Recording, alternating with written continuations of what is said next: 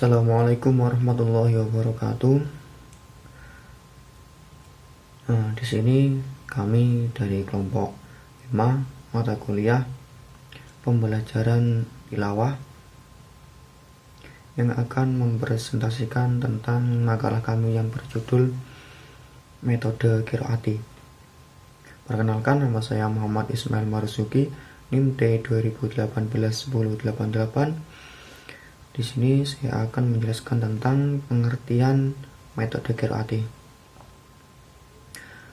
Metode qiraati adalah suatu metode membaca Al-Quran yang langsung memasukkan dan mempraktekkan bacaan tartil sesuai dengan kaidah ilmu tajwid. Dari pengertian di atas dapat kita ketahui bahwa dalam metode qiraati terdapat dua pokok yang mendasari. Yang pertama, membaca Al-Quran secara langsung dan membiasakan pembacaan dengan tartil sesuai dengan ilmu tajwid. Yang kedua yaitu membaca Al-Quran secara langsung, memasukkan secara langsung. Maksudnya yaitu adalah dalam membaca jilid ataupun Al-Quran tidak dengan cara mengejah, akan tetapi dalam membacanya yaitu harus secara langsung. Semisal pada huruf alif dan ba, jika alif berharokat fathah dan ba berharokat fathah, itu tidak dibaca alif berharokat fathah, ba fathah, tetapi langsung yaitu aba. Semisal alif berharokat fathah dan ba berharokat kasroh, yaitu langsung dibaca abi, seperti itu. Metode qiraati merupakan metode yang bisa dikatakan metode membaca Al-Quran yang ada di Indonesia, yang terlepas dari pengaruh Arab. Metode ini pertama kali disusun pada tahun 1963, dan pada waktu itu buku metode qiraati ini belum disusun secara baik. Yang selanjutnya yaitu adalah sejarah metode qiraati. Metode baca Al-Quran qiraati ditemukan oleh Kiai Haji Dahlan Salim Syahrekasi. Beliau wafat pada tahun 2001 Masehi. Beliau dari kota Semarang, Jawa Tengah. Metode yang disebarkan sejak awal tahun 1970-an ini memungkinkan anak-anak mempelajari Al-Quran secara cepat dan mudah. Kiai Dahlan yang mulai mengajar Al-Quran pada tahun 1963 merasa metode baca Al-Quran yang ada itu belum memadai. Misalnya metode Qaidah Baghdadiyah dari Baghdad, Irak, yang dianggap metode tertua saat itu. Terlalu mengandalkan hafalan dan tidak mengenalkan cara baca tartil dengan jelas dan tepat. Kiai Dahlan kemudian menerbitkan 6 jilid buku pelajaran membaca Al-Quran TK Al-Quran untuk anak usia 4-6 tahun pada 1 Juli 1986. Usai merampungkan penyusunannya, Kiai Dahlan berwasiat supaya tidak sembarangan orang mengajarkan metode qiraati, tetapi semua orang boleh diajarkan atau boleh diajar dengan menggunakan metode qiraati ini. Adapun amaliyah yang harus dilakukan oleh semua pendidik yaitu pertama, niat ikhlas dan sabar, dan yang kedua yaitu rajin melaksanakan sholat tahajud, dan yang terakhir yaitu rajin tadarus atau baca Al-Quran hendaknya dilakukan setiap hari dan setiap saat. Mungkin hanya itu dari saya. Apabila ada kurang atau lebih saya minta maaf yang sebesar-besarnya. Selanjutnya akan disampaikan oleh kelompok kami. Assalamualaikum warahmatullahi wabarakatuh. Perkenalkan, nama saya Ansetul Janah, NIM T 2018-1055. Di sini saya akan menjelaskan tahap mengajar metode qiraati. Pada tahap mengajar metode qiraati ini terdiri dari dua. Yang pertama adalah tahap mengajar secara umum. Yang kedua adalah tahap mengajar secara khusus. Pada tahap mengajar secara umum di sini terdapat 5 komponen. Yang pertama adalah tahap sosialisasi, di mana pada tahap ini penyesuaian dengan kesiapan dan kemampuan siswa. Jadi dalam hal ini diusahakan siswa senang dan bahagia saat melaksanakan pembelajaran. Nah, yang kedua adalah tahap kegiatan terpusat, di mana dalam kegiatan terpusat di sini adalah siswa menyimak dan menirukan contoh bacaan yang diucapkan oleh guru tersebut. Yang ketiga adalah kegiatan terpimpin. Dalam kegiatan terpimpin di sini adalah guru memberi komando seperti contohnya aba-aba, terus ketukan dan lain-lain sebagainya. Terus yang keempat adalah kegiatan klaksikal. Pada kegiatan klaksikal di sini, siswa ini membaca bersama-sama dan sekelompok siswa membaca dan sekelompok lainnya menyimak. Jadi yang membaca hanya satu kelompok dan kelompok lainnya itu menyimak bacaan yang sudah dibaca oleh kelompok tersebut.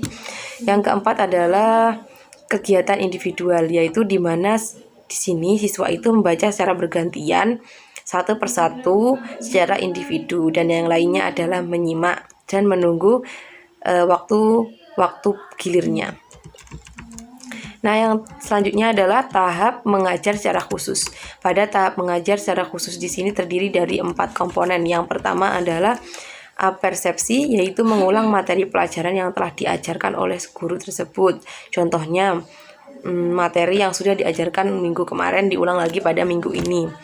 Nah, yang kedua adalah penanaman konsep. Dalam penanaman konsep di sini adalah penjelasan mengenai materi pelajaran yang sedang diajarkan dengan menggunakan peta konsep. Tujuannya agar siswa itu dapat mudah memahami materi yang disampaikan oleh guru tersebut.